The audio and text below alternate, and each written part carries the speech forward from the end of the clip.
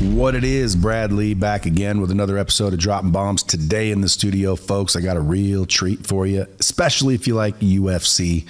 We got Daniel Gracie in the house, along with Sean V. Bradley, who himself is a little martial artist, aren't you? Yes, sir. Absolutely. Which is 20 years, or no, you said 15 years in the making? I've been in martial arts for 30 years, but jiu-jitsu for over 20. Now, have you ever had to use it? Martial arts? Yeah, you know I was in prison before, right? You didn't have to use it in there, did you? Well, absolutely. You're fighting 100%. Did you win? Yeah. Because, dude, tell me the truth. You don't have to. It's sometimes in prison, it's not like killing somebody or have you. So if somebody disrespects you, you have to check them, or you're going to get marked as a person that's going to, be a punk. So one of the instances that I had when I was locked up, I'll never forget. This is a story I've never shared with you. We're in the cafeteria. The door. We're in the cafeteria or the lunch hall, the mess hall, what have you. And one of the Muslims, because I was small, as young as 19 years old, thought I was a punk. Say again? What did you say? I missed it. I said, Alhamdulillah. Oh, yeah. It was on some other shit. So he basically kind of like pushed me, and I literally just swung and hit him, and he kind of wobbled, but then he went to dive in, and jiu-jitsu definitely helps out. But back then, I didn't have Brazilian jiu-jitsu.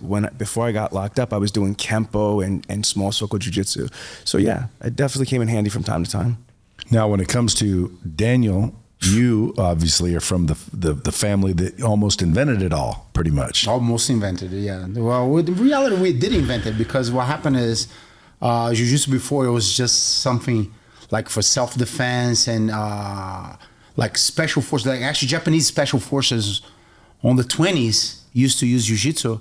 It didn't supposed to be spread around the world. It's supposed to be something special to keep it for them. And then when my uncle learned, he's like, oh no, I'm not gonna keep that from people. I have to show them. But the big difference is that now it became more like a sport. Before it was not a sport, okay? Remember, this was invented to prove the efficiency of jiu-jitsu. And that's what people don't understand. They think like back then, we're like, oh, wait a minute. Jiu-jitsu is like, it's a great way to get everybody in the cage and fight. No. We wanted to prove that jiu-jitsu was special and was the best martial art. So we challenged all other martial arts, and we proved that jiu-jitsu was the best. There is no one Isn't that today. how kind of the UFC began? Yeah, well, the UFC began in Brazil, actually. Horion invented the UFC here in US. But the MMA shows, the Vale Tudo shows, were happening in Brazil back then. No time limit, no gloves. But it was more martial arts versus martial art. It was not fighter versus fighter like it is today, okay? There's no one that can survive this game without learning how to strike, learning how to take people down, learning how to finish people on the ground. So today is more fighter versus fighters. Before, it was martial arts versus martial art. So there is a big difference in there. Yeah, so like karate. Oh, You never hear anybody that does karate anymore. Well, on that time, karate was a big deal, and a bunch of my uncles and cousins fought karate guys in Brazil. There was actually shows happening inside of our gym, like people bring 20 karate fighters versus 20 jiu-jitsu fighters, and they just put them to beat each other. Of course, jiu-jitsu always win. But why do you think that is? Well, no, I remember today jiu-jitsu is special. Well, jiu-jitsu, already, so. if I had to describe it to me, is a mix between wrestling and karate, let's say. More or less. But it's more wrestling than anything. It's more wrestling than karate, definitely. So with what we do that is different is that we understand leverage, okay? So we have like shortcuts for positions that you can dominate people. You can punch their face if you want it, or you can break their arm if you want it, or you can choke them if you want it.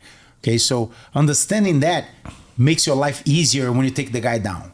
Now, on that time, nobody knew what was going on. If you ask 80% of the fighters that started on the 90s, why you start MMA, they're all gonna say, because I watched Royce Gracie beating everybody up in the Bigger, UFC. big That's why I people got too. into jiu-jitsu. Yeah. Because Hoist. Everyone. You Well, can ask I everyone. remember like he fought some huge dude. Yeah. So Back then, there was no weight classes. no weight classes, no time limit, no rules. I don't know if you remember. There was a I guy, I do. forgot team something. There was one of the UFC. I don't know. I don't remember if it was number 3 or number 4. Okay, a guy grabs the other one on the chokehold, and this other fighter start to punch the guy's balls like this. Boom. I watched every Boom. single one of Oh, them. you remember that? That was allowed on that time. Yeah. Dude, And I people- watched every one of them from start one because believe it or not, your uncle, I would argue, did not invent the UFC. I actually did. You did? Except, Really? yeah, dude, I swear on my kids, this is the truth. I'm in Vegas. Every time there's a bar fight, everybody wanted to see the fight. And anytime there's a fight outside, everyone, we want to see fights. And I knew this. And so I said to my buddies, because they had a bunch of money, they were doing telemarketing, they had tons of money. And I said, dude, what we need to do is we need to put up like $100,000 and let anyone walk into this ring and fight each other, sell tickets to just watch a bunch of badasses go at it for $100,000. No rules, no gloves, no nothing. Just you think you're badass, get in there. And then if someone else thinks they're badass, that's who you're fighting. And I talked them into funding this thing. And I'm like, dude, this is going to be badass, man. We're going to sell the shit out of this. Why did they listen to you? The Nevada Gaming Commission stopped us because we literally were going to rent Thomas So and you Mack. really you had a project to do Dude, that. we were getting ready to do a ultimate fighting challenge. We wouldn't have called it In a ultimate. club. No, at Thomas and Mack Oh, you kidding me? Arena. Wow. Oh yeah, dude. That's awesome. These guys had money. They were making all kinds of money with So telemarketing. you- So I had them convinced to put up the $100,000 and to fund putting on this big event and promote the shit out of it. It was just my idea, and everyone's like, "Yeah, I think it'll work. I think it'll work." And I'm like, "Damn right, it'll work. Everyone wants to see fights," and so. We went through the processes and, went and started talking to Thomas and Mack and then and all of a sudden I got a call and they said, dude, it got shut down. I'm like, what do you mean? Nope, not allowed. Nevada gaming or, whoever's in charge said no. Not gaming. It might have been Nevada boxing or Nevada. It makes sense, and I'm going to tell you why. One of the reasons, I don't think people ever ask Rorion why he sold the UFC, but one of the reasons was because of that. Because they didn't want him to do no rules, no gloves, no time limit. And that's one of the reasons he gave up on the UFC was because he wanted to prove that jiu-jitsu was the best martial art. And if you put time into those fights that you watch Royce, you're going to see that he started to win after the guys were already kind of guessing out. And that's how jiu-jitsu, wins with the technique. We're able to stay safe without getting punched in the face, without getting hurt. The other person is getting tired, and then at one point they can't defend themselves anymore. And that's what Royce was proving there. How, first how badass he was, because that was surprising for everyone. That a guy that big could beat all those guys. And not only that, how he finished them with the perfect technique, perfect jiu-jitsu technique. Remember, Royce was not in Brazil, so we didn't know his skills in Brazil. Yes, we knew that he was good because, again, he's a Gracie and he grew up on the martial That's some art. gangster shit right there. But we didn't know how good he was until we saw him fighting, and everybody was like, "Oh, wait a minute! Yeah, he's doing really good." And one example, you're gonna remember that when he fought Don Severn on the final, we were watching the fight in Brazil, and Don Severn's on top of him, punching, and the commentator is like, "Oh, the beast is on top of the Gracie. I don't think the Gracie is going to be able to escape from there." But he's in a triangular choke. It's a choke that we know. And we're looking like, what the fuck he's talking about? He's going to tap. He has a choke on him. And then you see Don Severn tapping. For us, that was amazing. But for the American people that were watching that for the first time, they had no idea what was going on. So one of the reasons that Rorion didn't want to do the UFC anymore, because a fight like that would never happen if you put 5 minutes. The beast, the guy is 300 pounds, going to come on the one that is 167 pounds, start to shake the guy for 3 minutes, and you're not going to be able to do anything. Yes, jiu-jitsu can beat someone in 5 minutes, But there's timing, there is strength. There's a bunch of things that would be a little more difficult if there was a time limit. That's why. The very first one, I believe, was in Colorado, Denver. I don't remember. Yes, I it was. don't remember. And the reason it was in Denver is because they approved it. The Gaming Commission. Now, we and my team gave up. Like, as soon as they said, nope, not doing it, we didn't even think, well, let's try another state. We just said, damn it.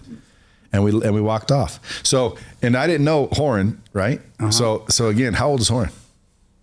Oh, man. Because I'm 54, so I don't remember when the first one was, but I was trying to do it. He's over 60. I was trying to do what I'm talking about prior to the first one ever happening. So when the first one came out, I'm like, so before that's the UFC. what I'm talking about. Before the UFC, I was trying to put it on.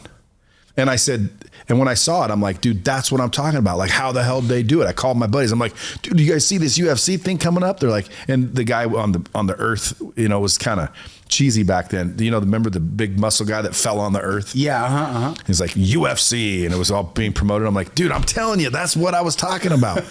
And then it went, and everybody loved it, and I thought it was going big. But then you listen to Dana and the Fertitta story to where, if they didn't put all those millions into it, it probably wouldn't be big today. And I'm like, damn, I thought it was big the second I saw it. It was big. Okay, on that time, people were still watching, but there was a time that you could tell, like, people were not watching anymore. And that's when I give props to them, the Ultimate Fighter. When they started the Ultimate Fighter show. On that time, it was like that crazy thing with Big Brother and like all those reality shows. And that brought back MMA and Jiu-Jitsu. It was really good for us. Every Jiu-Jitsu school after the Ultimate Fighter get packed. And I'm going to tell you why. Because most of the people that were winning the Ultimate Fighter were also Jiu-Jitsu fighters. Jiu-Jitsu black belts or Jiu-Jitsu So here's my question I always ask everybody. If you had to pick one, let's call it medium or discipline. One, you can only have one. Okay. And you wanted to make sure that, like, obviously you could handle yourself in any situation. Which one would you pick? Jiu-Jitsu. Jiu-Jitsu, by far. 100%. I don't get that answer a lot. I get it sometimes. The number one answer I get. What would your second one be? I would say boxing. That's the number one answer I get. Boxing. From mixed martial artists that say, if I had to pick just one, boxing. And I'm like, why boxing? I said, but if you end up on the ground, he goes, well, if you can box, you won't end up on the ground. Well, he said they will. Yeah, so I have. I'm like, yeah, so maybe I'll go box. If you're talking about self-defense, okay, if you're talking about street fighting. I'm talking about self-defense and street fighting. Yeah, so I'm going to tell you why. Like, let's say Muay Thai, like kicking. How much space you're going to have on the street to kick someone, okay? Wrestling, yes, you can take people down, but you don't know if the guy has friends, okay? So now, boxing, angles, head movement, precise punches. So you know how to land a punch on the person's jaw. So one punch can knock someone out, and then you're ready for the next one. You're ready for the next one. Okay, now someone comes and take you down. You have jiu-jitsu. Yeah. So boxing and jiu-jitsu would be the 1 and 2? For me, it's the best combination. Well, you better learn jiu-jitsu if you get taken down on the ground, because if 100%. A jiu-jitsu guy or anybody that knows what they're doing on the ground and you have no idea what you're doing, you're screwed. Now, I'm going to ask you a question, and I want you to be real, okay? How many times did you see someone fighting like 4 or 5 guys? How many times? I'm not talking about YouTube. I'm talking about you in the club. Yeah, never. And someone fight 4 guys. I've never seen one guy fight 4. No, actually, I have. A guy named Wayne, and he always looked for fights, and he would beat up 2 or 3 people at a time. But they weren't looking to fight. They were like getting beat up. There's a difference. So that being said, usually when you're in the club, you're not by yourself. You're with friends. Yep. Sometimes you go out with the girlfriend, but you don't go to a club. You go to a restaurant. You go to places that situation is not going to happen. Because people fight in the end of the night when they're drunk, and they want to be muscle heads. So usually when you have friends, those friends are going to protect you from other friends of the person you're fighting against. If they're good friends. So it's going to be a fair fight. That jiu-jitsu is the most effective one. I like the friends that won't let it be a fair fight. But Brad, I want to jump in on this too. Look, I'm only 5'5". So again, if I'm going against somebody that's a lot bigger, a lot stronger, standing toe to toe in boxing or striking is not my best strategy. And if he says 5'5", you know it's 5'4". I'm 5'5" and 2/4, man. Are you lying there? I'm 5'5", for real. I got an idea on it. But so sincerely, like, jiu-jitsu is incredible for self-defense for, you know, somebody that's smaller, and especially like females. I've got 2 daughters. For me, I always worry about them being in a compromised situation, and if they're gonna be able to defend themselves, I think jiu-jitsu is the absolute best, especially for women. Well, for women, shit like that too. Well, yes, because if anything's happening to a woman, it's probably on her back. Yeah, exactly. Yeah, and being forcefully. And, like, let's say a situation of rape, where they're gonna go? They're gonna go right, like, in the middle of the woman's legs, right? That's how they rape a woman. Do you know how many submissions we have from there? How many ways to choke someone out, to break someone's arm the guard position from that situation? Well, if I were a female, or a male for that matter, but if I were a female, I would be studying jiu-jitsu for sure. Just, and not that everyone's going around being raped, but rape does exist. And it exists, yes. And I would want to have the ability to defend myself, or at least try. I just saw a video, which is why I'm bringing it up, where this girl's in the gym by herself, and she goes and lets that dude in. That. And that dude literally didn't give a rat's ass. He's going to fuck her, whether she likes it or not, which is why they call it rape. Because if she liked it, then it wouldn't be rape, right? Yeah, exactly. But she fucking started smacking him in the face. He didn't care. He just threw her on the ground. You're going on the ground if you're a girl, 9 times out of 10. Yeah. So you better know what you're doing. And I will say, women in law enforcement. Law enforcement, sometimes I'm not making fun of them because it's not their fault. I will do it because I am openly promoter of the blue, the shield. I'm technically a cop, actually. Yeah, but they don't know how to fight very well. It's embarrassing. Most of them. It's embarrassing. Sometimes I see 4 cops trying to hold 1 woman. It's embarrassing. And I think to myself, I thought they go through training. But I always wonder what's happening in the world that people didn't realize that jiu-jitsu is the best martial art for law enforcement. 100%. But they try to invent that if they know jiu-jitsu, they're going to hurt people. It's totally the opposite. You can dominate people on the ground without using any strength, any punches, just using leverage. And I see sometimes situations happen that I go, why? Yeah, you know Zach, who I called right before the show. So I met him. He introduced me to my wife, my current wife, and we all went to Cabo San Lucas, Mexico. And this was like brand new dating and being a dumbass. And I used to be a little bit of a drinker. So we get down there and I start pounding tequila.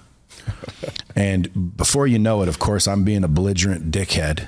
And my wife then was my girlfriend, who he introduced me to, and it's his wife's friend. So I'm down there and she starts mouthing off about something. Of course, I'm all belligerent. So I told her to fucking shut up. And then he said something like, "Hey man, you shouldn't talk to her like that." And I said, "Shut the fuck up. You too, shut the fuck up. You know, I'll crack you fucking right upside the head." I didn't know he was a jiu-jitsu guy. So he didn't say anything. He's just like, "Yeah, you know, whatever."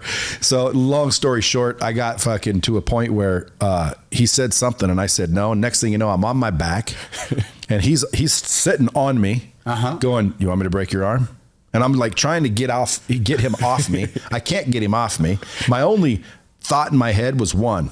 And I knew if I did this, because I'm an extreme dude, like I only had one thing I could do that I noticed at the time, because I tried to get him off. I tried to get out. There was no getting out. I'm screwed.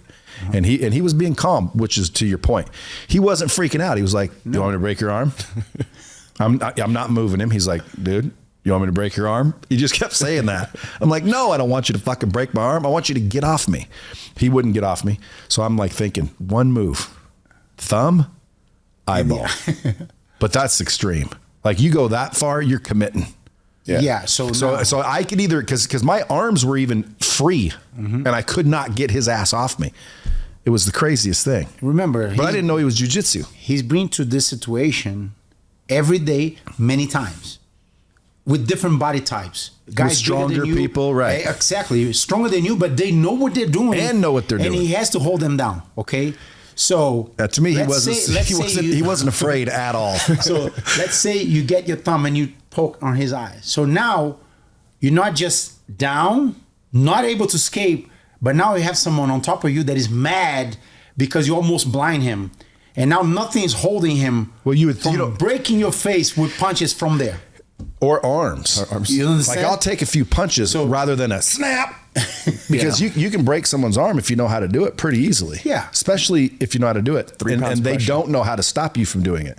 Dude, I was basically at his mercy. I didn't know it, but I was, and I was drunk. Because you ever see those drunk people that get belligerent? They think they can fight. But I'm gonna tell you, I have bad experience. My worst experience in like street fights are with drunk people. They are a lot harder to dominate and to move than a guy that is not drunk. Really? Yeah, it's a lot worse because it's dead weight. They're relaxed. So when you're trying to move them around, they're 10 times heavier. Okay. Now, yeah, they move slower, but it's hard to move them around. Has anybody ever mistakenly fucked with you at a bar?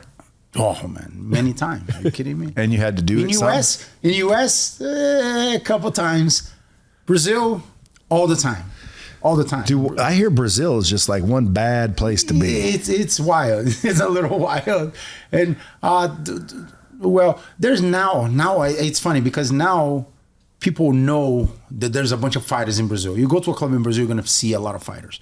So people don't mess around with anyone. Like you're gonna see if someone is messing around with you in Brazil, you know they're either very good fighters or they have a gun. Otherwise, they wouldn't do it. Like people not even look at your face unless they want to fight you. That's reality. And especially they notice your ears. Like, oh shit, he's got the ears. And that's a big problem too. That now people recognize fighters by looking at our ears. Yeah, now see, Sean, I don't see any ear on you. Yeah, How come? because I use headgear back when I was when I roll. And that's the difference? Yeah. So how come you didn't use headgear? It sucks. Headgear to train the headgear, I couldn't. I tried many times. Does the cauliflower ear come from getting your ears because smeared into the mat? The headgear was actually for wrestling. Okay. Yeah. So there was no engaging on the ground. Keep moving on the ground. Remember we were talking about like being claustrophobic on the ground. With that, some of them grab it's on your chin right here, and some of them get actually here to not move around.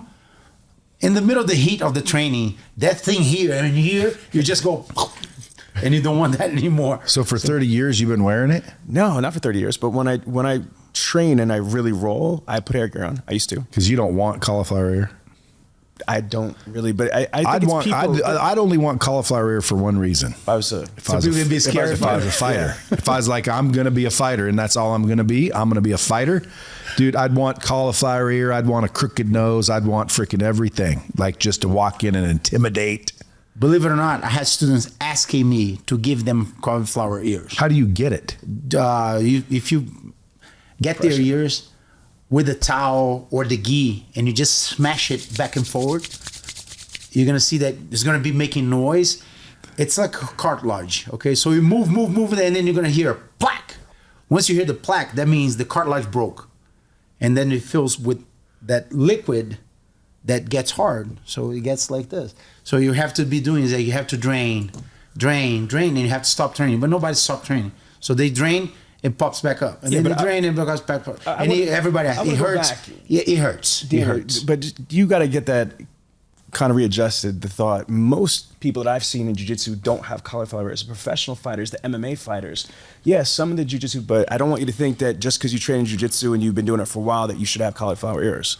So No. You don't need cauliflower ears, and you don't. No, but that's you're what not I'm going to. saying. You're But not going to get them just because you train. Some people want it. Not me. Some people want it. Some people don't want it. If you ask me, do you want it? No, I don't. Yeah. It happened. Actually, what happened. you must have got tired of with draining. me, it happened in a tournament. It was in a competition, and I not even remember how. I just end up at the competition, and Somebody I took a feel wet like- towel and rubbed your ear.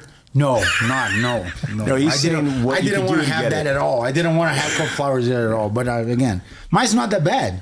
Look at mine. Yeah, no, yours ain't that bad. Again, I mean, if I'm especially in the Gracie family, I'd want both of them. This one's not affected at Badge all. of honor, right? Oh, Experience. man. Let me well, they already know we're fighters, so we don't need the cauliflower ears. Yeah, they don't. Now, if somebody mistook you of course, you're big anyway, but someone would like mistake him because he's a little shorter. It happens all the time. Yeah, but they know jiu-jitsu. Like, dude, you're going to get your ass whooped if it goes on the ground. So where I was going with that question was, if someone comes up and just pops you right in the chin in a good one, you're getting knocked out. How's jiu-jitsu going to help you? Then it's not going to help. But any martial arts is not going to help you. There's no martial arts that are going to help you if you get like a good shot to the jaw. Well, that's why I want to figure out, like, what's that sport where you just practice the jaw pop? So when you think you're going to get in a fight, just whack, no fight. There's street fighters that are good on that. They have heavy hands. They know the timing to punch, the good elbow. Like they have positions, especially smart street fighters. They know everything. Like guys that like to fight on the street, they'll come to a club. They know where to get out. Where's the chair? Where's the bottle that they can use? Like this, those are street fighters. They mean. They don't think about what can happen. Like us fighters, we don't go to a club thinking about fighting. But if it happens, we know how to defend ourselves. So there's the fighter smart. There's the street smart. Growing up in Brazil, you have to be both. You have to. Okay. Growing up in US, yes, sometimes you're gonna need to defend yourself on the street. But I don't hear about people fighting on the street all the time. It doesn't happen that much here. We're breaking arms and shit. Well, normally I see people get in a fight. They punch each other. One dude knocks the other dude out, or busts up a lip, or they scrap for 15 seconds and they're completely winded, and it ends. Yeah, I see a lot. There's nobody breaking arms. I see a lot of people screaming at each other here, and the fight actually doesn't happen. And there's always someone that comes and break it apart, and then because you're gonna get in trouble if you fight, especially if you hurt someone, you're gonna get in trouble. In Brazil, it doesn't happen. If you go to a police station because of a fight, you're gonna go there, they're gonna say, okay, you go home. Wait a little bit until you go home. Now you go home. And they send you back home. Like, yeah, times are changing and people are getting more in trouble for fighting. But reality, it doesn't happen that much in Brazil. On my time, it didn't happen at all. If you're in a fight, you're in a fight. You don't go to jail because of fighting, okay? Here is different. So that's why I think people are kind of like, yeah, I don't want to get in trouble. I don't want to get arrested. So they don't fight. But sometimes there is bullies that take advantage of that, of this mindset. And even you trying to be polite and trying to stay out of trouble, which more humble you get, more cocky they got and more they try to fight you. And those are the guys that I wouldn't wait. I'll have to hit back and first defend myself first. Yes, because it's dangerous. It's dangerous. How much more likely are you to win the engagement by striking first? When you fight, when you're a fighter, I live that. That's what I do for a living. I know when the person is gonna hit me. I know they can be sneaky on me. They can surprise me.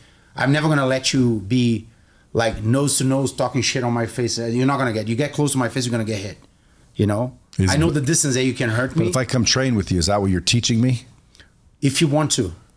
Well, yeah. I mean, dude, if I came into a dojo, do you call them dojos? What do you call them? Yeah, we call dojo. Some people call it like the mats. Some people call it school, academy. But I like to call school. But if I show up and my comment to you or my statement to you would be, okay, I want to learn how to quickly,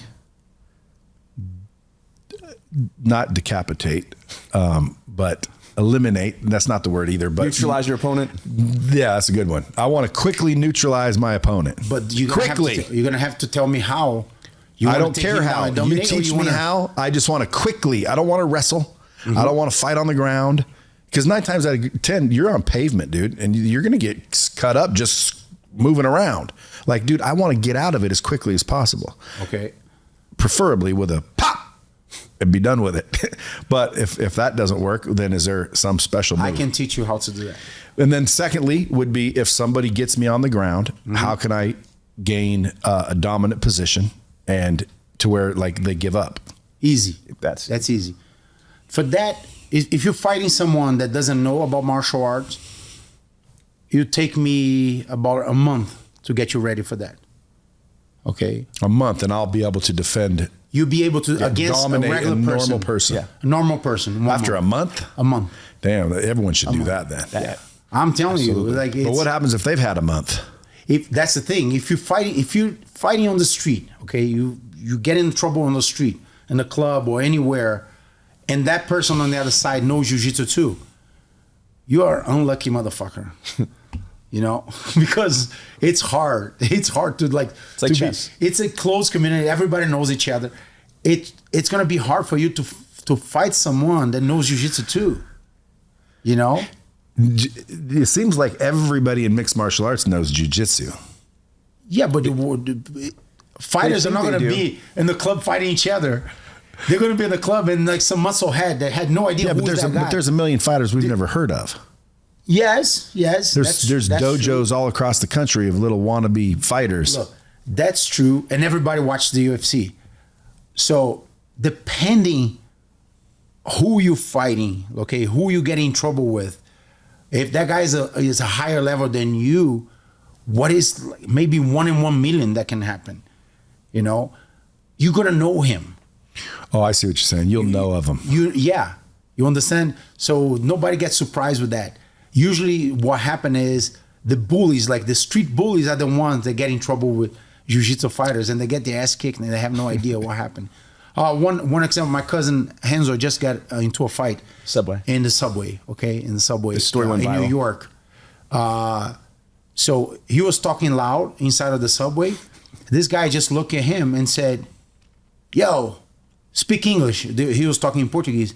Speak English. And he goes, what? Speak English. He goes, man, this is racist. And he goes, yeah, I know you're talking about me. He tried to invent something. There was a bully. So what I think it happened was he was talking loud. The guy's girlfriend started to look at them talking in Portuguese, and he got jealous.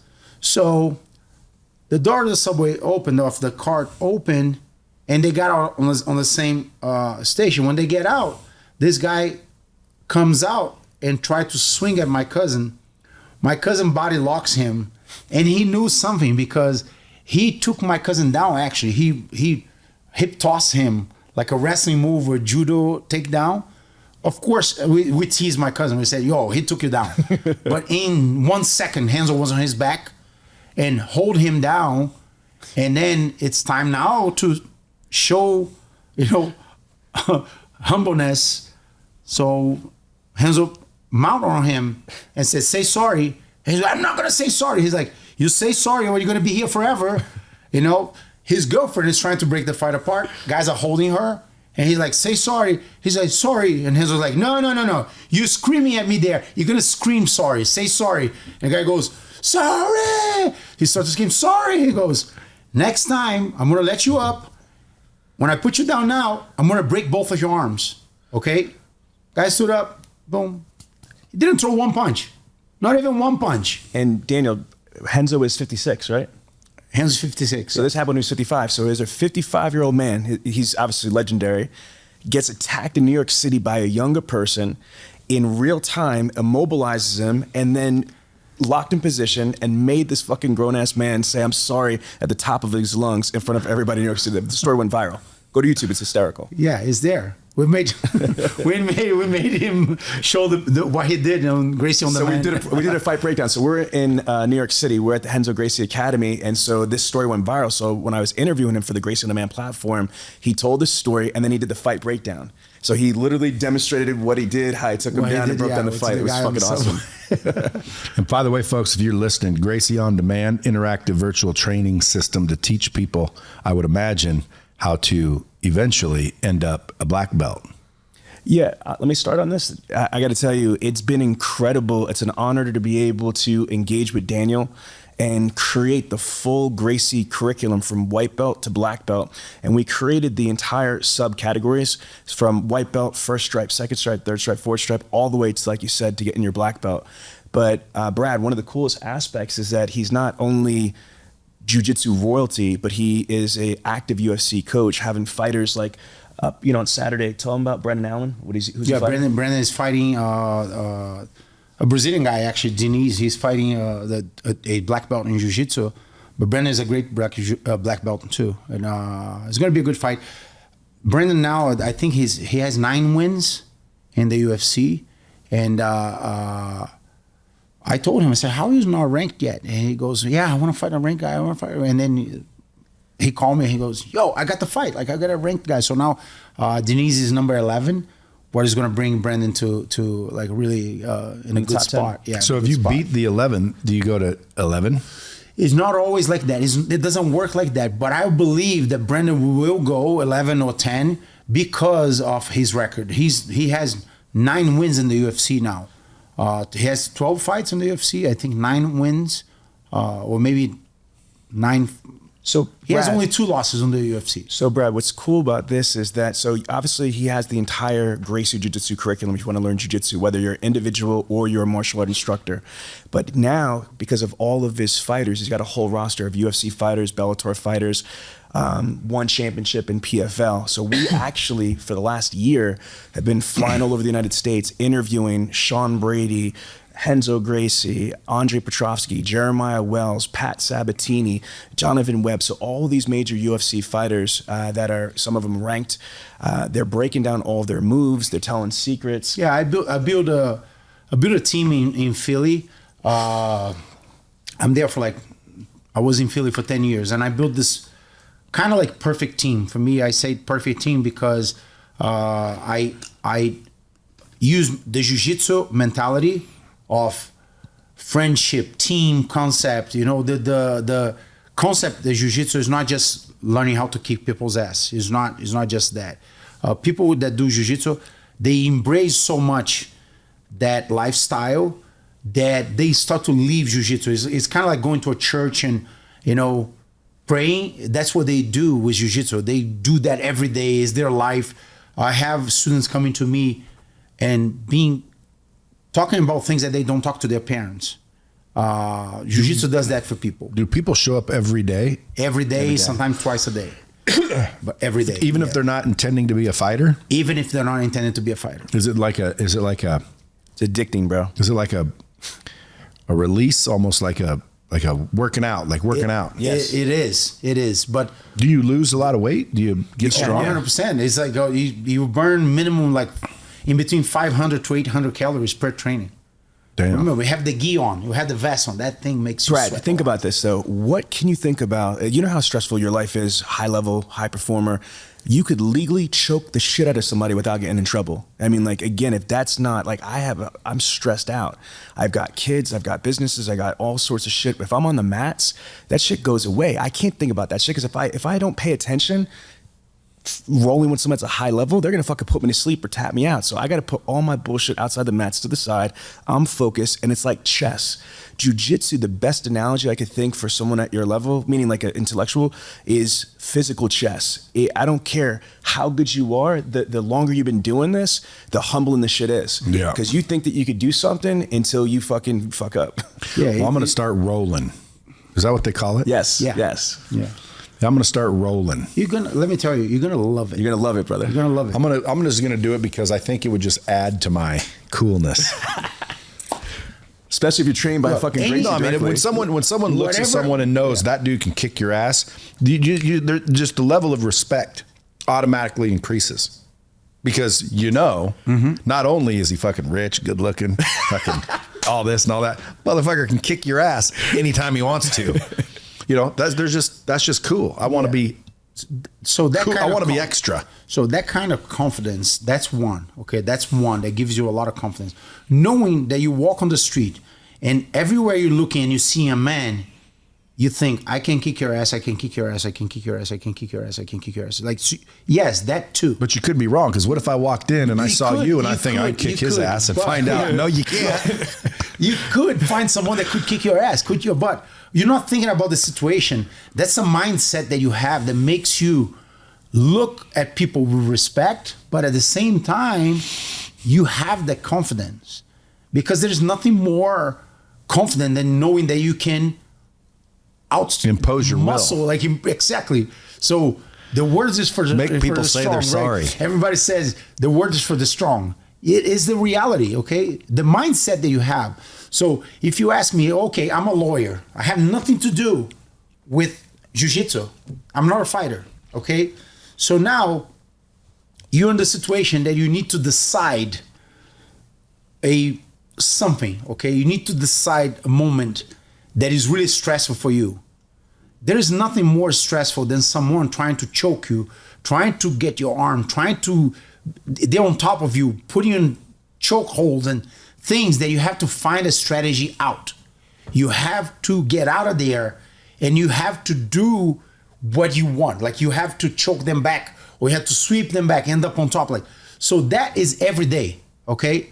When some situation in life bothers you, your brain is ready for a strategy. Your brain is ready to react towards that situation that is uncomfortable for you. It gives you it's funny. You see life in a different way when you do jiu-jitsu. I'm talking about any situation. How do you start? How does one start? www.gracieondemand.com. Good idea. I'm serious. Gracie On Demand. Gracie On Demand. It's not, just to be clear, Gracie On Demand is not to give you a fake belt. We don't believe in that bullshit. This is to give you the information, the philosophy and structure. We talked about this before the show, that there's a lot of jiu-jitsu schools out there. There's a lot of McDojos. So no disrespect to anybody out there, but you can do that and get right from the source to actually learn from a Gracie, from a real Gracie member who's a 6th degree black belt and who trains current undefeated UFC fighters. Shout out to Andre Petrosky. He's got a fight coming up. You know what I mean? Yeah. So to me, it sounds like, because if I were to take Gracie On Demand, that's a virtual interactive training system, which is cool and shit. It's almost like having you pop up and train me. And with all those interviews and secret hacks and all, I'm going to learn a lot, but like, don't I need to go to a gym eventually? 100%. Yes. You need to go somewhere. Because I don't want to just watch it. I want to do it. Yeah. But I'll tell you what, I would accelerate my ability if I signed up for Gracie On Demand and got almost educated enough to go into a gym and accelerate because of that. You're enhancing 100%. it. Not to mention the Gracie On Demand system is also going to tell me if my guy's full of shit, because there's full of shit trainers out there. Yes. So you show up to a gym that's saying something opposite of what I'm learning on Gracie On Demand. Yes. Well, then you already know to question it. Yes. Why? 100%. Because this is a Gracie On Demand official training system. Yes. So this is what happened. Okay. A lot of people, you're gonna see videos everywhere of jiu-jitsu instructionals. Like you're gonna see a bunch of videos. But what happened is, people are not knowing how to teach nowadays. Reality. That's the bottom line. Okay. Especially in jiu-jitsu. On our time, I think my generation, maybe one generation above mine, was the last one that learned how to be fighters and teachers. Okay. Now they only try to teach whatever they do. What is wrong? Because if you don't have the same body type as me, my technique is not going to be good for you. I have to know how to teach if you are fat, short, tall, skinny, whatever body type you have to build a kind of jiu-jitsu for you, okay? And this is what we're doing on Gracie On Demand. I'm teaching like I teach in my gym. You go to the first video of Gracie On Demand module. We're gonna learn the module. You're gonna learn the same way I teach you if you show up the first time in my school, okay? So let's say before I want to start jiu-jitsu, I want to go on Gracie On Demand. I want to watch the videos to see what's going on. Watch the courses. The courses. Yeah, it's not YouTube, baby. This is a whole. I know it's another level. But I can also say this: it'd also save you some embarrassment. Yes, because a lot of people fail to go to the gym because they know they're new and they don't want to get embarrassed. And so again, this can get somebody up to speed, so to speak, to then walk into a gym with a little more. 100%. Yeah, 100%. Because it's very explicative, and I show step by step. And I show why the grip, why this, why you're moving to the left, why. What's the first thing you teach? Usually escaping from the mount, escaping from positions, like how you get usually control on the street. Headlocks, mounts, I show that. Well, usually some self-defense, like breaking grips and things like that. Well, usually when I watch these instructional videos, especially that one that's famous on YouTube where he always says, then you take the gun, and it's like, that ain't going to happen. That's not real life. But that's usually what I'm seeing, where they'll be like, okay, put your hands on my neck like this. I've never been in a fight where someone grabbed me by the neck like this. No, that's usually in a fight, there's nobody grabbing me. They're swinging at me. And the question is did it connect or not? And then what do I do in return? Do I swing back or do I take them to the ground? So what I want to know is, which one? Do I swing back or take them to the ground? If you know jiu-jitsu, take them to the ground. So if they swing, I obviously avoid, duck, even if yeah, they hit me, you but duck, I just yes. try to close the distance. Yes. And sweep their feet. Take them to the ground. I'm gonna Is tell that you a why. leg? Is that a leg You're not- sweep? We call the double leg. Single leg. We or call double in Brazil leg. it's called baiana, where it's a position from actually capoeira guys. Is that used where they to call use. them banana? Baiana. Baiana. It's like a person from Bahia. Baiana is like a Yeah, but the guy you're talking about in the green room, you said they called him banana. And I said, yeah, they used to call me that. It's one of my black belts. There's nothing to do with Baiana. Oh. It's a person Baiana is from different Bahia, than banana. So you take the person down and you hold them down, and that's the thing. Most of the people, I'm not going to say everyone, okay? Most of the people, when you hold them down and you cool them down, like, look, I'm not going to punch you. I'm going to let you go. They stand up and they don't do anything to you. Yeah, because they realize you could have been pummeling their face and you didn't. Most of the people, you break the fight. There's no fight anymore. And you didn't have to get punched in the face. You didn't have to scrape your arms or anything happen. I saw a video the other day in one of those basketball courts where everybody's playing basketball. Yeah.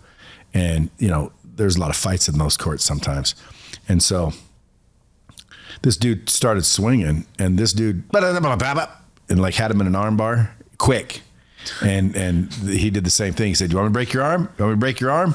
The guy's like, "Let me go." So he finally let him go, and they got up, and the guy wouldn't do anything. Then, because if you realize, dude, if the guy got me in an arm bar like that, imagine if he can do to me if he's punching my face. But do you teach those wrist locks and like arm bars and shit? My like favorite. that? Wrist locks. 100%. We actually have a tutorial on the platform of all wrist locks. Yeah, so we have. So what about like a guy your size against a guy that size? How's that going to fare? And let's say he doesn't know shit, but you do.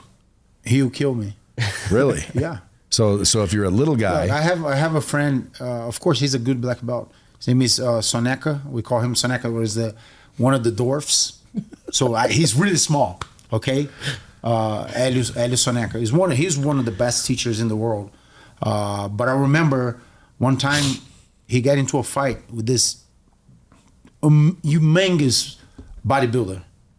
It was like 30 seconds. He took the guy down, mounted, grabbed his arm around the neck, and he was like slapping his face. He was not even punching. He was slapping his face. Say that you give up. You give up. You give up. I give up. He's like, if I'm gonna let you go, I'm gonna let you up. If you try to fight me again, I'm gonna hurt you. Bodybuilder went like, wait, like I'm talking about like big difference of size. So, like I said, there's no other. If let's put two guys swinging at each other, why are you gonna risk it to get hurt like that? Like you're a small guy against a big guy. Anyone is gonna have a strong punch if they have muscle. Well, you know how like when you wrestle, you go out there and it's like when you start, it's like ready. They got to start like this or whatever. Like, how do you start?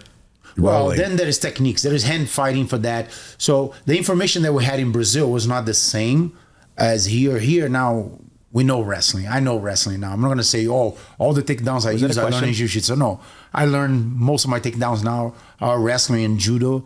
So on that time, it was easier on my time learning jiu-jitsu because nobody knew jiu-jitsu. So any takedown was effective. And especially in Brazil, that we don't have wrestling. The wrestling in Brazil is very small. Like nobody knows.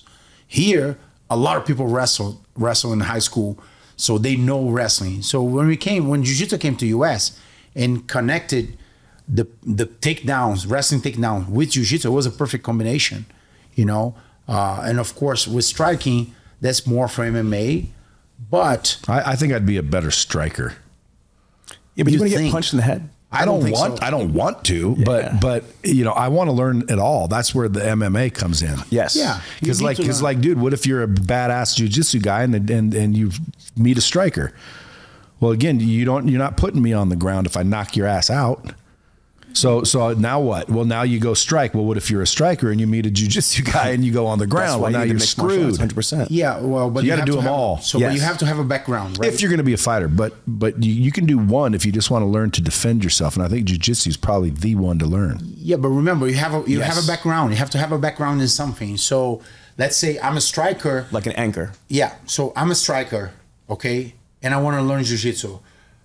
It doesn't matter for how long I train jiu-jitsu.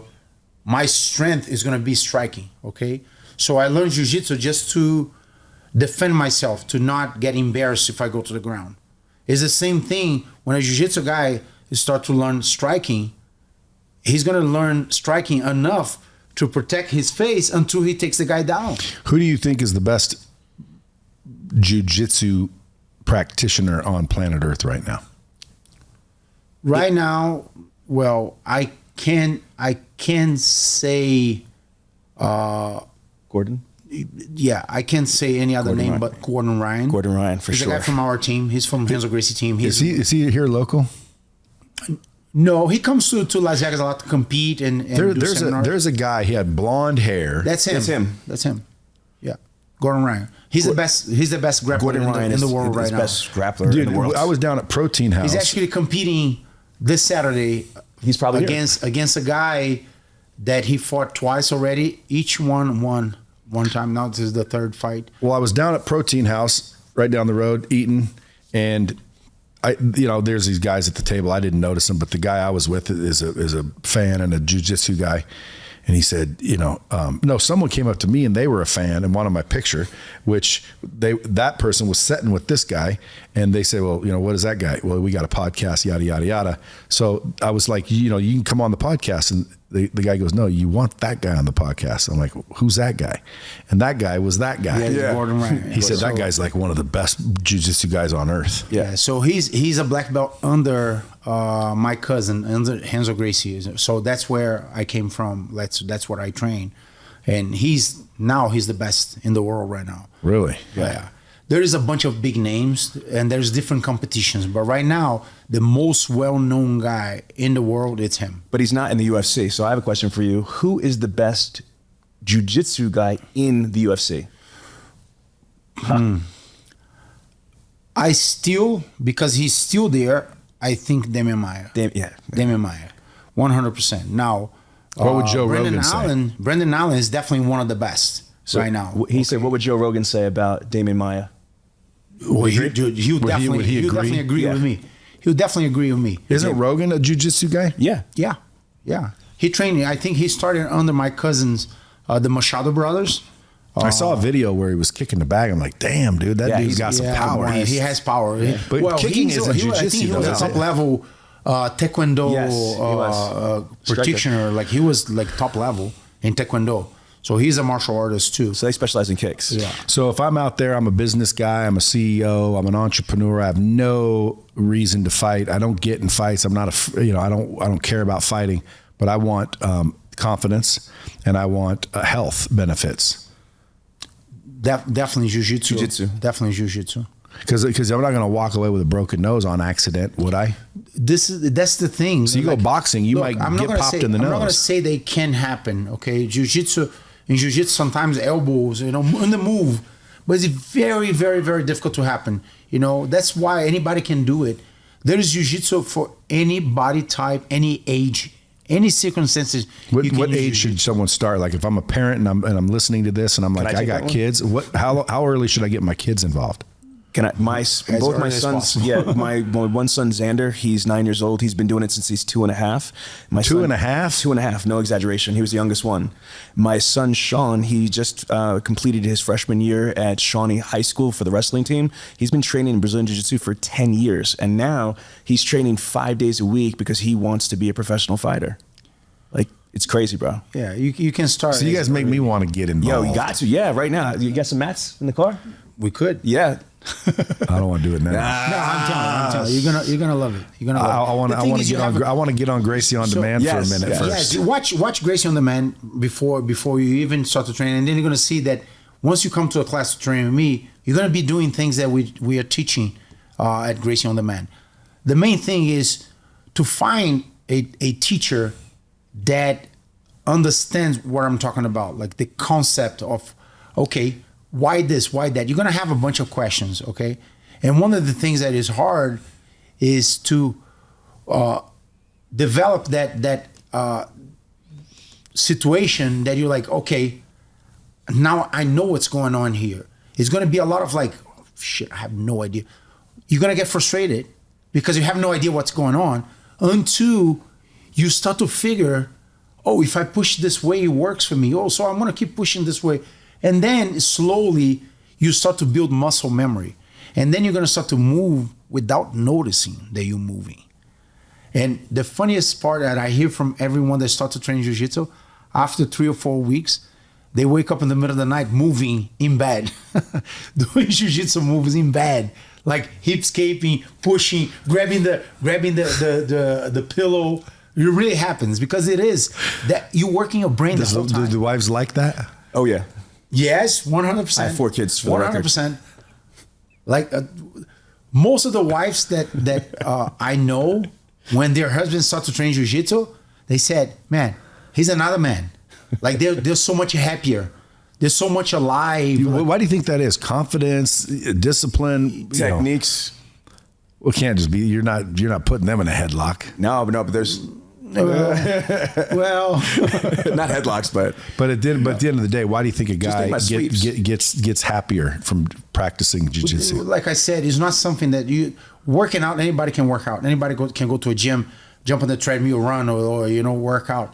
But that is not working your brain. That is not working muscle memory. You're not learning anything. Yeah. With jiu-jitsu, you're learning all the time. So it takes your mind away of stress a little bit. That happy moment, you just want to go back and do it again. Yeah. And you don't want to do it again. That's why people get addicted. It's because it works your brain. It's not just your muscles. And it's hard to explain because you don't know until you do it. You don't know until you do it. I never heard about, maybe my whole life teaching jiu-jitsu, 4 or 5 times someone came to me and said, it's not for me. It's not for me. And it has nothing to do with jiu-jitsu. It's more because they didn't want to get humble. They didn't want to get their ass kicked before learning. Because you will get your ass kicked. There's no way. How do you get it kicked if you're learning? Yeah, well, that's the thing. If you bundle me up and you're teaching me, I didn't get my ass kicked. That's the thing. You just mention what people don't realize. I'm learning. I just started. Why am I going to get frustrated if I just started to do that? You understand? There's people that don't want that. They don't want to learn. They don't want the learning process. They don't want to be through okay, I'm not humble enough to start this from the beginning. How can I start to kick people's ass right away? Dude, anybody good at anything sucked in the beginning. Listen, You have to learn. One thing that we haven't talked about, and I think this is important distinction for you and for the listeners, in martial arts, because I did Kempo, Shaolin Kempo, which is like karate kung fu as a kid for many, many years. And when you're doing karate and those type of things, they're not full on engagement. You're doing katas or you're punching right next to somebody. It's not real. They're forms to try to build the muscle memory. With jiu-jitsu, you said, how do you get beat up? Brother, when I tell you, when you're on the mats, whether you're fucking white belt or black belt, you're going full force. Remember, with jiu-jitsu, you tap the second there's distress. And that's how come you're able to be in a controlled environment where there's really no injury. Are there dicks out there where if you tap, they don't let go? They don't last long. Yeah, they don't last long. They don't last long. Yeah. Of course, if I see someone doing that, first I'm going to yell at the person. And the second time they do, they're out. Because this is not the place. This is not what we do. Same Cobra Kai. And that's what I was talking about in Philadelphia. No mercy. No mercy. One of the things that my team became really special in Philadelphia, why we were undefeated in the UFC for the past, at one point we were 16-0. And unfortunately, the 2 guys that I thought they were never going to lose, they lost the last fight. So now we are 17-2 in the UFC. What is unheard of it. We for 2 years, almost, maybe 2 years or almost 2 years, undefeated. Every fight we're winning, and it's always submission, knockout. It's always winning Crazy. by a good way. And the reason is because we created this team that used the jiu-jitsu mentality, but at the same time they're good strikers and good wrestlers. But the bond that got together, okay. This is what made the difference. And I'm trying to tell people what's happening there. What's happening there is people are having fun as they're kicking people's ass. They're having fun. Getting in shape, having fun, building confidence. And then, going places together with the same people that you train every day, you know, like having fun together. It's like a brotherhood. Like a brotherhood. That's how I call brotherhood. It is a brotherhood. It's like a 100%. gang, okay, but everybody knows how to fight. Everybody trains with each other. Like How long does it take for you to get respect? Like if I started tomorrow, by December, could I be respected? December? Absolutely. I'm joking. It's like 10 years. You could. I'm not going to say that it's going to be easy. What if I was just naturally good? That's possible. It is possible. I'm not saying that it's How can you impossible. tell? Well, I'm going to say it's not possible, okay, unless you have a background in some fighting. Or you learn quick. If you're on Gracie, Yeah, Because no if way. someone's in an arm lock, there's only so many ways to get out of it. Yeah, so you're gonna get guys your level, and yes, you're gonna be better than them, but you're never gonna get there. And this like that short, like from here to December, you're gonna get a professional fighter that is good, and you're gonna be able to beat him up. No, that's not gonna happen. That takes years. That takes years. And again, I wouldn't be doing it for fighting. No. I'd be doing it for defense in case something happened, which nothing ever happens. Yeah. So And my gun doesn't work. Because again, I mean, your guys' moves ain't stopping my 9mm.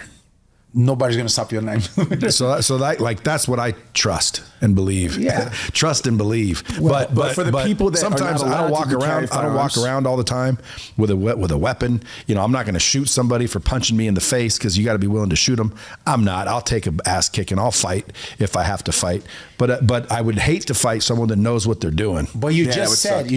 said something that is really important. Okay, when you know you don't need a gun to defend yourself, your mindset is gonna be a lot more cool and precise to make the right choice. Okay, when you're afraid, when you're scared of someone coming to you, the probability of you pulling your gun and shooting someone in the head is gonna be a lot bigger than if you see someone coming to you and said, I don't need my gun to beat this guy up.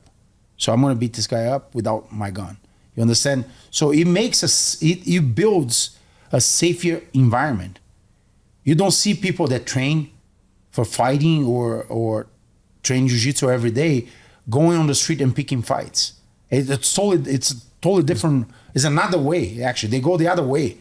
They do less and less and less. So like I said, yes, you believe your gun, but if you know how to fight, you're not going to need to believe only in your gun, and you're going to be more respectful to people's life. Like, okay, I can put this guy down. I'm not going to need to shoot him. Now, people that they're scared, those are the ones that make the bad choice of, okay, not bad choice. Sometimes it's the only thing they can do to shoot someone to defend themselves. If you don't need it, you're not going to do it.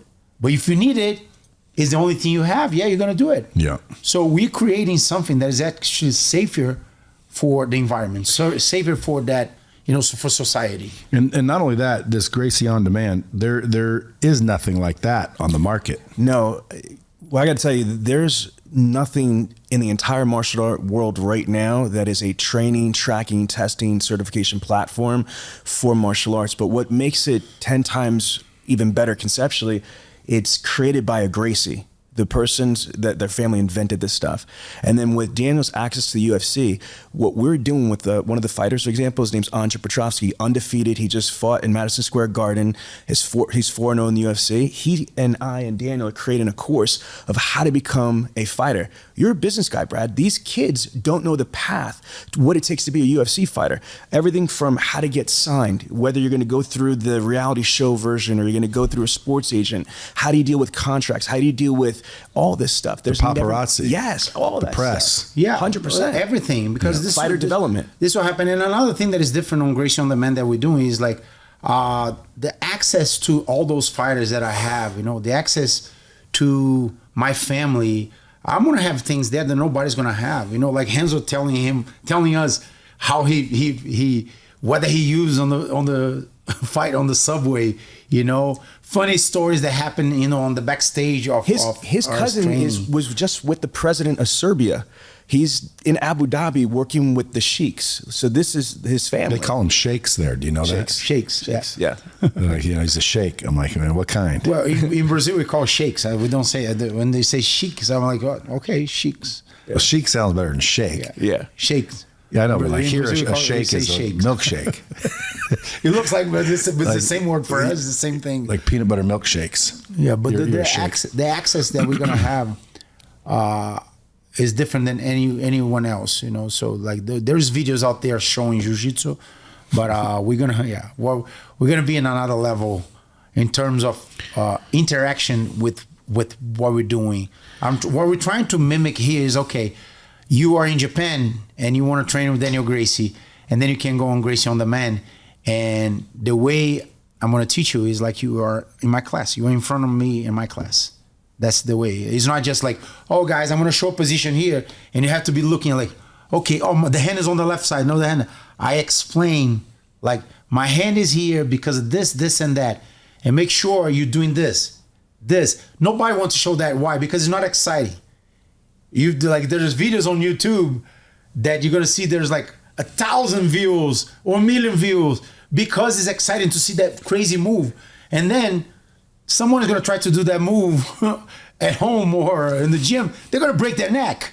Right. Because they don't explain that this is not a move that a beginner can do it, because you had to know where to go. You know, You have to have the foundations. the foundation. So we're starting Gracie On Demand with the foundation. Very beginning. Perfect foundation. All the way through to black belt? Yes. Yeah. That's never Yeah. been done before either. No. Well, Remember that Gracie thing I was talking about? Yeah. That was only up to a certain level. I think Right. blue or maybe even purple, but it only we're went. going all the way to black. You know why? Because a black belt is a beginner. Oof. A black belt is a beginner. Drop that bomb. You know what I'm talking about? Like people are not humble enough to say, "Oh, I'm a black belt. I'm a black belt." Yeah, you know shit. Every day I learn something different in jiu-jitsu. Every day. When I think I What know are you, everything, a 6th degree? it's 6th-degree black belt, and every day I learn Which something basically different. means 6 levels of black belt. Yeah. I got my black belt in 1995. Yeah. And There's then people born. People What's that the I tell you highest it born goes? in 1995. What's the highest it goes? Red belt. Red belt, yeah. Ninth red, degree. Red and white, like they change a little bit. Like red belt is the last one. Well, So let me tell are you working I'm for gonna your come red over belt? here to the podcast and clutches when I come here as a red belt. Well, I'm. Is there very any red close to- belts in the world? So Yes. say it again. Are there any red belts in the world? There is now. There is a bunch. How Now many? There's a bunch. I don't know how many, but there is a lot of them.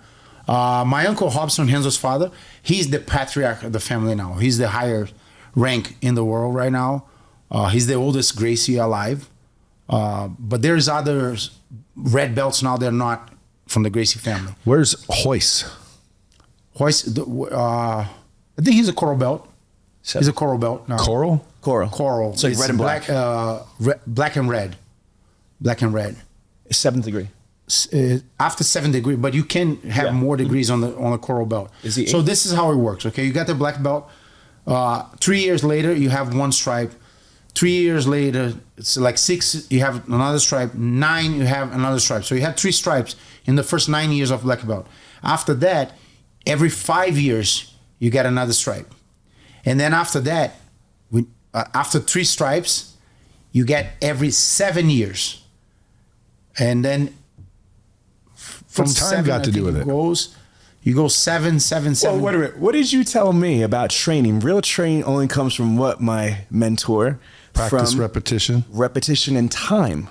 So I think that's Yeah, but, really but if I smart. train 1,000 hours a month and you train 10 hours a month, it could take you 7 hours and it could take me 7 months. They feel, I think, that it has to do with That's for me- age and wisdom. You know what I That mean? for me, it Yeah. looks like the same thing as like all the kids compete.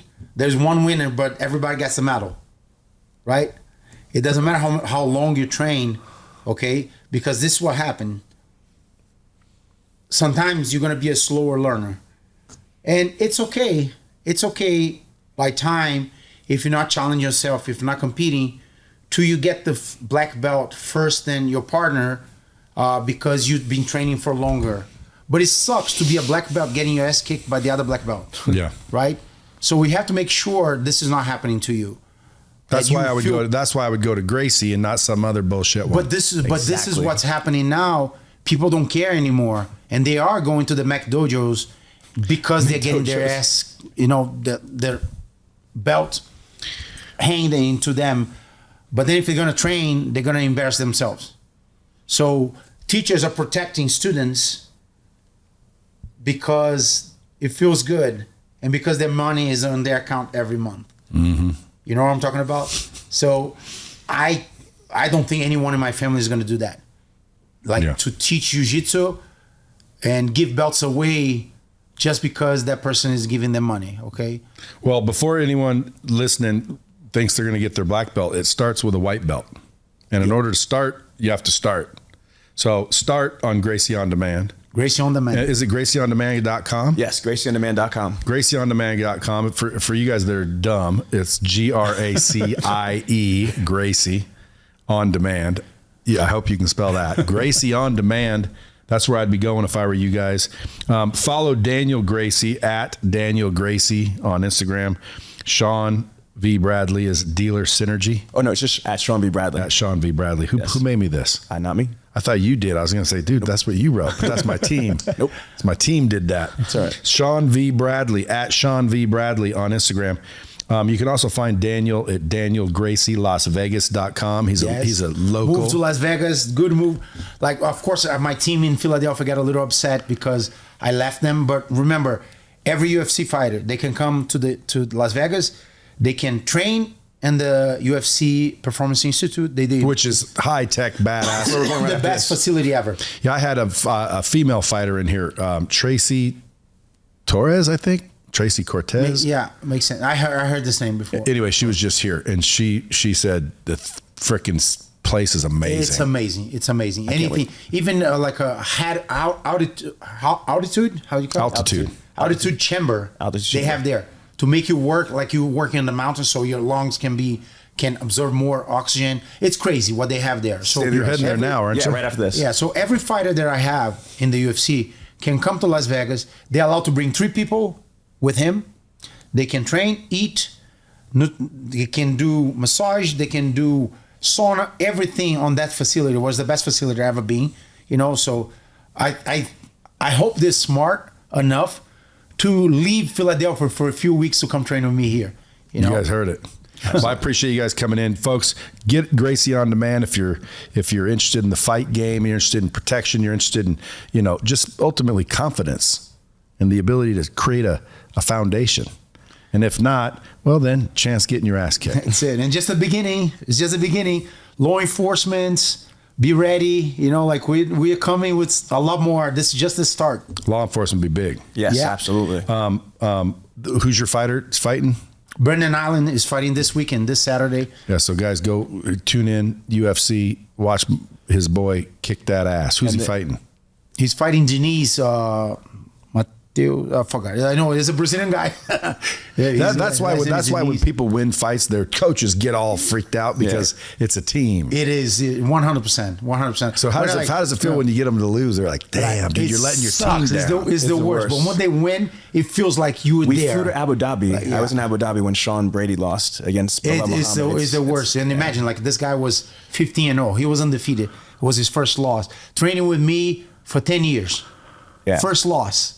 It was hard. It was hard. In the Middle East. Yeah. Who beat him? Belal Muhammad, what is now number 4 in the world.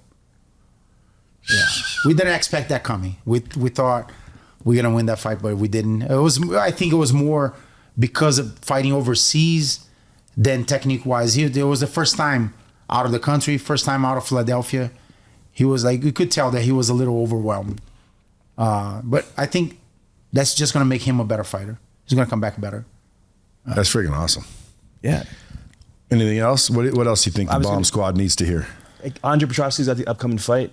He just announced. Yeah, so one of those amazing undefeated UFC fighters. He's fighting, I think, in Newark in a couple months. So undefeated? Yeah, he's undefeated. Andre Petrosky. Andre Petrosky, he's a beast. Go get him. Go watch it. Folks, tune in to the UFC. Until next time, keep it real.